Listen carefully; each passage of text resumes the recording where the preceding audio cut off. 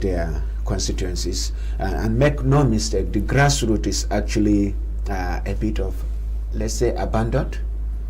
But then democracy can only be deepened, not by centralizing projects to the federal level, but by respecting the constitutional tiers of government, which is the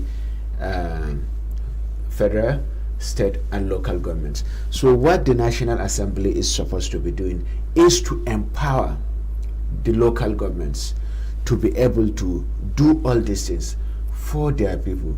If it's the traditional institutions, because it also doesn't, the traditional institutions don't have a legal framework. So if it's for the traditional institutions to also look at a way they will have a constitutional mandate. But one of these additions that was done is provision for vehicles for traditional rulers in Kaduna State, which is believed to be from the Speaker of the House of Representatives. Of what importance is the provision of vehicles for traditional rulers to the ordinary Nigerian, that will be included in the national budget. A federal budget in Kaduna State. It doesn't make sense. Then what happens to other traditional rulers across the country? Across the country, they will be asking questions as well. So if you look at this critically, it's a matter of empowering the local level to be doing this, not to be replaced by the National Assembly. And it lacks legal framework, the constituency projects. This was started by the presidency of President Olusegun Obasanjo, which was seen widely as a way of smoothing the relationship between the executive and the legislative arm. So they pass whatever is before them, and at the same time they have something to show to their people. That we brought this development while we're in office. Exactly. And it's a bit of a distraction, really, if you look at it critically, because the major function of a lawmaker is to make laws, is to legislate. And a lot of them pass through those 4 years. They are just going through it. Distinguished Senator, honorable member. That's what they want. That's what they want, and then they honorable member. That's what they want. That's what they want, and then they don't have any action plan how to help the people. So when they go back home, action plan how to help the people. So when they go back home, these are the things they want to show. Is it whether it's street light, whether it's keke napep? These are the usual. Yeah, but you are raising a very serious issue. They want to provide street light. They want to provide keke napep. They want to provide boreholes. And you just drew me into what educated me on the structure. Educated me on the structure. The state governments under the Constitution have their clearly defined responsibilities. Street lights, borehole, keke napep for rural transportation, health centers and market development. Those are within the province of the local government areas. Yeah. You've already said that the right thing is to empower the local governments to perform those functions. The legislature, therefore, not infracting, if not undermining the Constitution? Because if you usurp the function of any tier of government, you are making that tier ineffective.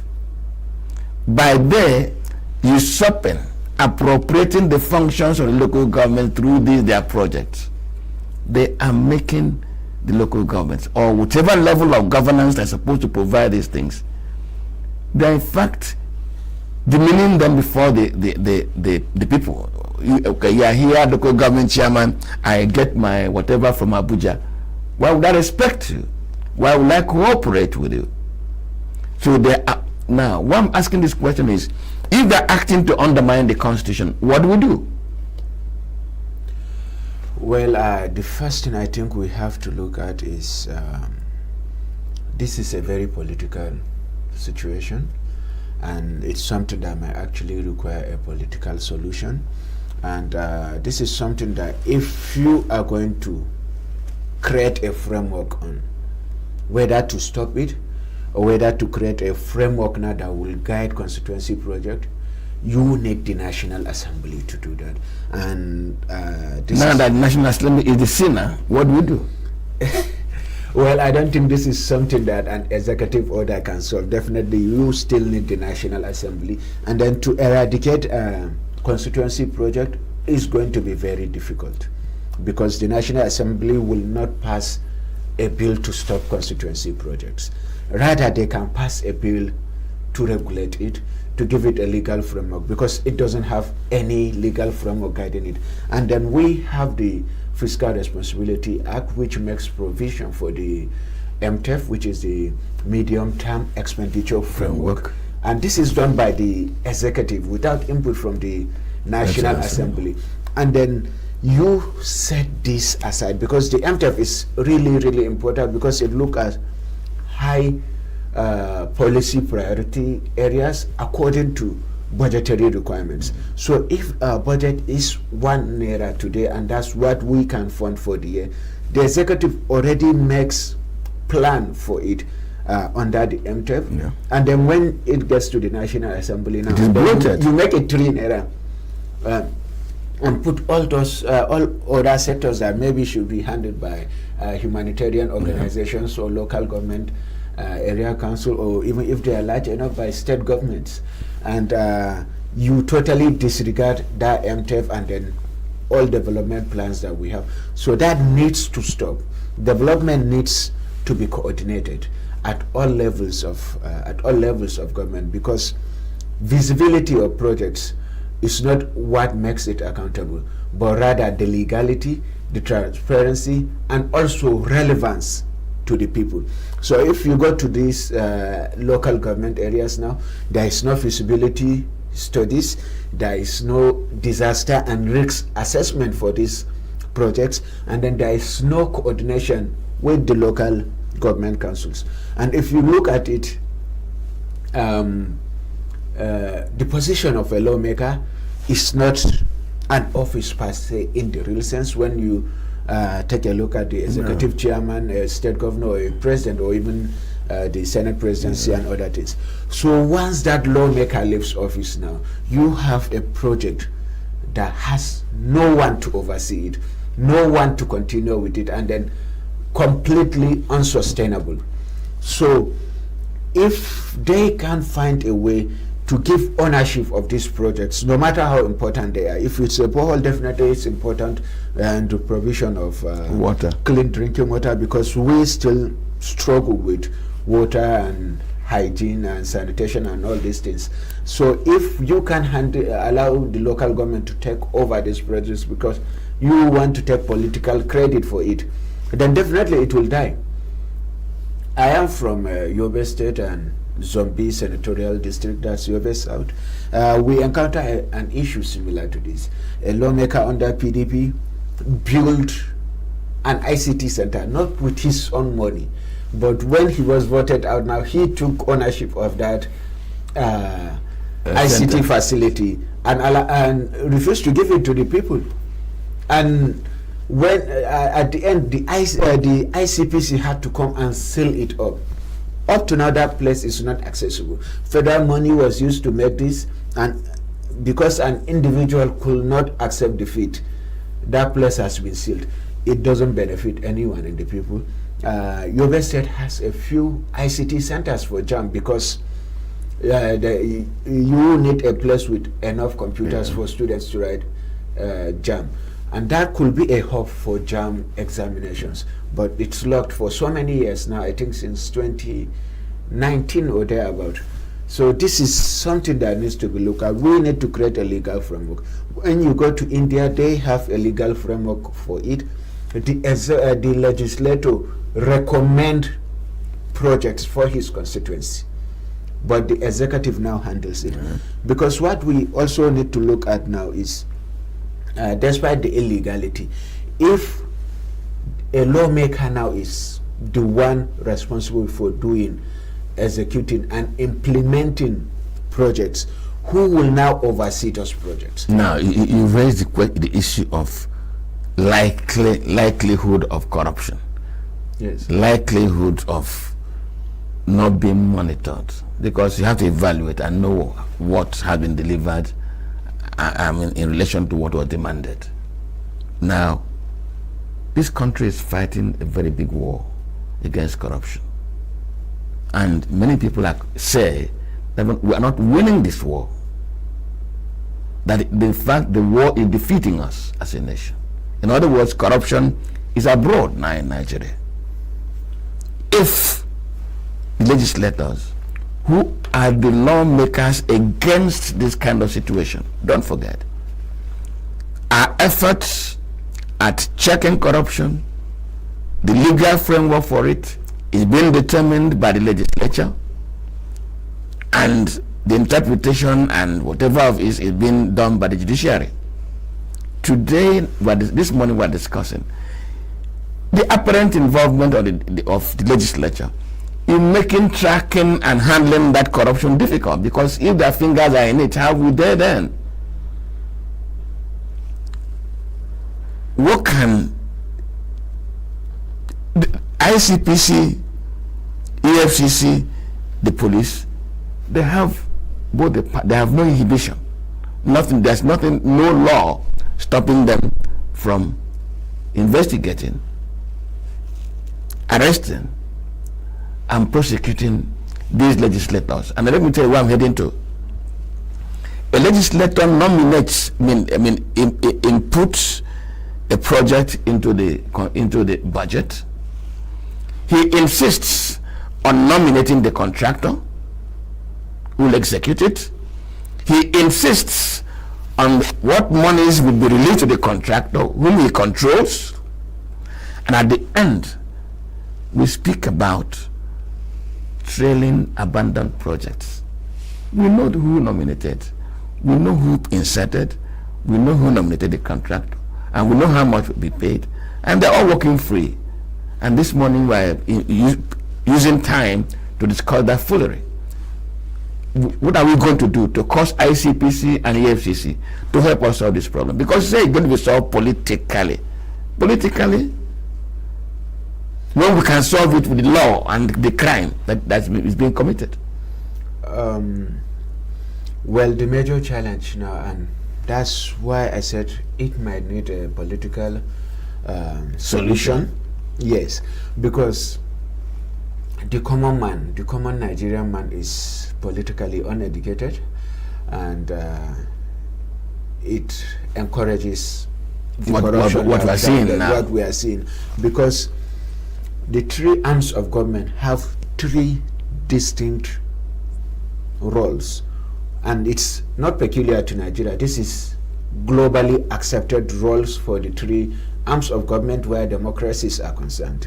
And but the common Nigerian doesn't see legislating as actual work. A lot of people don't know what a lawmaker is supposed to do when he comes to Abuja. What most believe is he comes to Abuja, get their own share of the national cake, and then bring it back to the constituency. So when he comes back and he's doing roads with federal government money and claiming it's his own or sharing things, they look at him as someone that is doing re-elected again and again, or even become the governor. Exactly, because they look at such a person and see someone that has a track record of working for the people, when in reality you can go to the National Assembly and see 0 bills in his name in decades in the National Assembly. And so that person now, to tell him to support a bill, because no matter how you put it, whether the bill comes from the National Assembly or it comes from the executive, you try to control it, they will still do it, and the executive can do nothing about it. So the best thing is, let's regulate this, let's have a legal framework for it that takes away this thing now from the hands of the lawmakers, because there is no checks and balance when you are the master and commander of this constituency project. So we need to bring this under the Bureau of Public Procurement, because there are laws under the BPP that already guides this. But it's appalling that you see a project award letter is coming on the letterhead of that particular lawmaker in a country like Nigeria. So this needs to stop. Everything needs to be under the BPP without interference and only oversight from the National Assembly, because if they are the ones implementing them, who will perform the oversight over them? And then when it comes to tracking of these projects, I think the ICPC is doing a critical role in that regard. The FCC is also trying, I think, but we need to empower them more, putting them on first line of first line in the budget. Of the budget, I think is good, but I think more can be done if you look at other democracies. Okay, again, that we'll come to that. We are looking at the 11,122 projects inserted into the 2025 budget by legislators of the National Assembly, not state assemblies. And that is going to cost 6.93 trillion naira. People are complaining about Nigeria's bloated budget, forcing the country to borrow more money, impoverishing the nation, and making services not reaching the ordinary people. And here we are conversing on 6.93 trillion only in the 2025 budget. And some legislators who were watching us this morning will say, why are these people raising these matters? Well, two issues have emerged. Yes, constituency projects can remain there, but we need to create a legal framework such that it can be evaluated, it can be monitored, it can be continued even after that legislature has exited. We will look at the job being done by ICPC and EFCC and how else they can be helped to work better. That will be the second part of this conversation. We'll take a short break and return shortly. Please stay with us.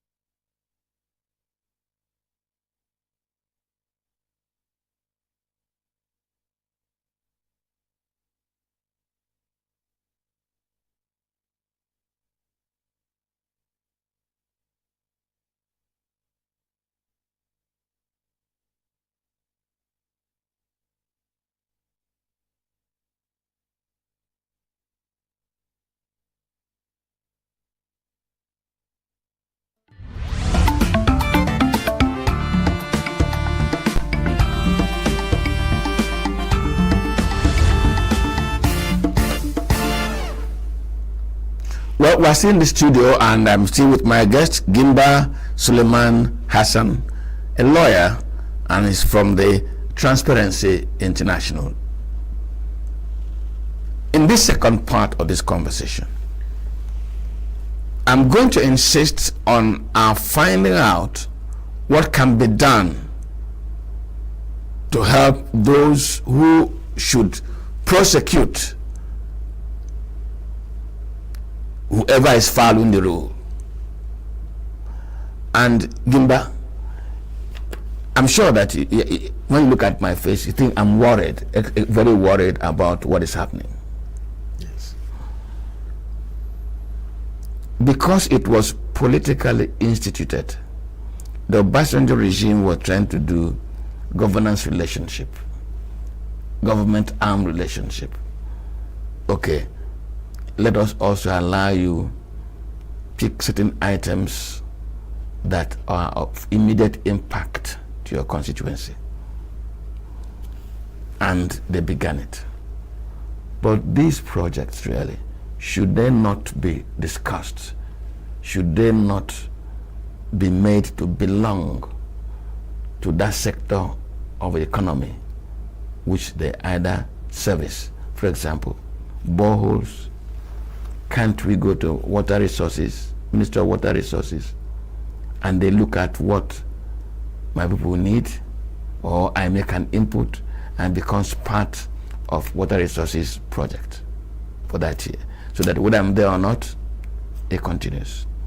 I need ICT centers. As we just give an example, why can't I go to the Minister of Education? Please capture it for this area, because instead of me owning, inserting, executing, since they seem not willing to budge because they use it to service their political reputation, what can we do to help ICPC and EFCC? I'm insisting on that side of it, because one of our challenges in this country is that when things are going bad, we don't seem to use the law that's available to stop them. Yes, I think the first and foremost thing we can do as citizens now is, mostly if you look at it, citizen engagement in politics is a bit high, but when it comes to governance, it's very low. It's like we vote for people and then tell them to go and do whatever they want to do, and that we will meet in 4 years. Next election. Yes, that's what it is basically. But citizens need to learn to organize themselves into groups of persons with similar interest, and especially developmental interest. And this is something that can be started from election period as a way of community development charter. And then community development charter in this sense is you take a book and list what your community needs. Once you list them, you now create a scale of preference. If it is a school that you are more concerned about, then it goes to number 1, health facility, primary health care center, etc, etc, etc, and so on and so forth. So once your lawmaker gets into office now, you have to engage them.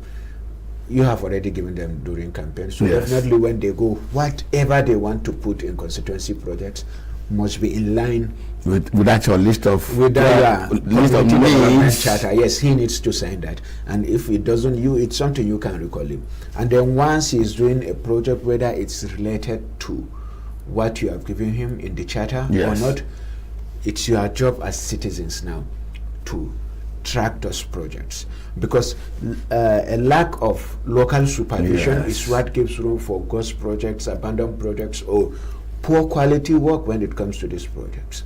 And now the result of what you are tracking, if it's bad, is something you as a citizen can hand over to these anti-corruption agencies, because as good a job as they are doing, they are not good, they are not everywhere. In my state, I don't think we have a single office of an anti-corruption agency. What we have is the zonal one that is in Maiduguri. So you have to, as a citizen, be providing them with information, evidence, and also utilizing social media, because sometimes when there is public pressure, the authorities are more likely to act. And when there is public scrutiny, a public official is more likely to play within the rules of the country, because he knows that people's eyes are on him, and he will do anything to avoid being cast as someone that is not playing by the rules. So we have to do our jobs as citizens first. In the course of this conversation, you've raised something also critical, and that is the citizen does not even know the difference between a legislature's function and somebody in the executive. Everyone is expected, whether you are a member of National Assembly or whether you're a governor or a minister, they expect you to bring the good things home. Yes. So even at this level of this conversation, it is still expecting the legislator to bring home something. And if he doesn't bring it home, he loses the next election and doesn't want to lose the next election. So how do we help the legislator not lose his own election? At the same time, we get what we want. Because what we're discussing this morning is they are doing things the wrong way, essentially. Yes. if they don't do this wrong way, they don't get visible in their constituency. Yes. So what do we do? Well, it's actually not our job to help them win election. So, but at least let us help them perform. Yes, what we can do, and this is what CISLAC has been doing for more than 20 years in Nigeria, is to educate the people. It's not just the lawmakers, really. A lot of government officials don't know their functions. The people don't know their the functions of those government officials. So it's a case of the blind leading the blind, or the one-eyed leading the blind. And it will have been good even if it's the one-eyed leading the blind. This is because there is something that I also want to talk about. That is, when it comes to jobs are really hard to get in this country, government jobs especially. And then you see a lawmaker boasting publicly that they have gotten jobs for so number of people. In the first instance, it's illegal because this shows some level of discrimination. It's a constitutional violation. Some level of discrimination has taken place because this guy was given this job because he knows this lawmaker. You understand my point? And then the lawmaker is posting that I got someone this job against other people that also applied could have competed and not on merit. And I also saw this happen with a commissioner that was sent to represent a state in the Federal Character Commission. And first and foremost, the role of this commissioner is to ensure that the state gets its own slot according to the Federal Character.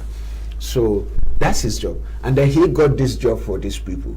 And after getting this job, he organized an event and brought those people that he got the jobs for. it happened in Yobe. The Yobe commissioner is something Maigari. Well, he brought the people to a hall and they organized the event and gave them their letters. You see, this against other people in Yobe State who could have also been given similar opportunity, and the right person gets it. Exactly, and also in violation of the constitutional right to dignity of these people that got these jobs. Because this is not like, say, Dangote giving people jobs in this, and then Dangote wouldn't even do that because he operates within international laws when it comes to his business. And then you have someone gathering people because he has given them jobs, a job that he was sent to the Federal Character Commission to do. So, and then the people now will be appreciative because they don't know that their rights have been violated. And so it's the same thing when it comes to the lawmaker, the executive, and even the judiciary. Because the police as well. You see the police collecting money from you to give you bail. And you are thanking them when bail is free. Written there. Yes, it's written. All the under police is your friend. Bail is free, but you have to pay money now to get that bail. So we need to educate the citizens. First and foremost, let them know what their job is, of the lawmakers rather, and then their role as citizens as well. And I think once you have this, the lawmakers will stop taking them for. Okay, I want to examine the responsibility or also irresponsibility of the executive in this whole issue that we are discussing. Now, what is a budget really? Apart from financial estimate of what is your income and what you can do, it is also a list. You can't do everything in 1 year. It is a kind of prioritization. Putting priority. This is what we are going to do this year. If that is what a budget also accomplishes, and these legislators push in 11,122 projects that were not prioritized in the first instance by the arm of government that should do it, the executive. These were just pushed in as political gratification. Are they not also undermining even prioritized development in the country?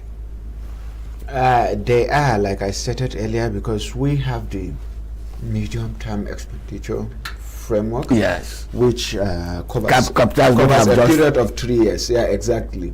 And then you are bringing something outside that. We have the national development plan, and you are at the same time bringing something on that. I'm going to give you an example of how this erodes the national plan. We have an Abuja master plan, and then there was a time, I can't remember, I think it's under Ahmad Ibrahim Lawan. They wanted to build a house for the Senate president in the presidential villa. I think it has to be under Ahmad Lawan or under Saraki, because it's not too far back. behind. Yes, people had to shout and shout and shout. We were one of the organizations that put pressure against this, because you can't just come because of the interest of